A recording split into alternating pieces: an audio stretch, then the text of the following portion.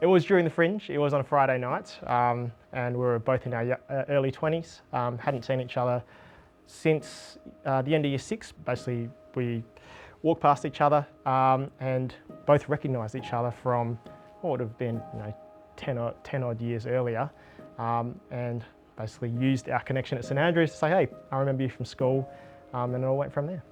So I remember Kat being a really quiet and really clever person who I didn't really quite get to be friends with at school. I think we knew of each other quite well, but I definitely had a lot of respect for her because she was very clever and really strong in her extracurricular activities, including music.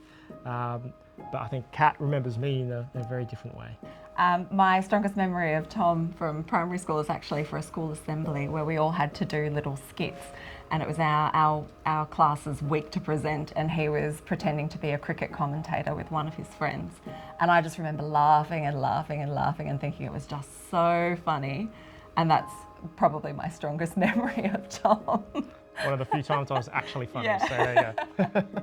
I think even before we had children, both myself and my wife kind of had this hope that we would be able to bring kids back through to St Andrews, given that's the way that we connected in the first place. And when Henry started at the ELC, we absolutely loved the environment that he came into. So I remember that first day driving up, because usually I was driven up to those gates and I got out and my parents would drop me off at school. So doing the reverse, where I was the parent, really was just this full circle moment where it was the realisation of a massive ambition for me.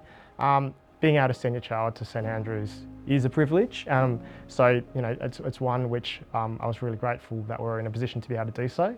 And yeah, I hope it's the start of a fantastic journey for him, and he gets to enjoy his time as much as I did. I think we hope for them to be well-rounded people, not just academically or musically or sports focused. We want them to have support and that sense of community and that sense of giving back.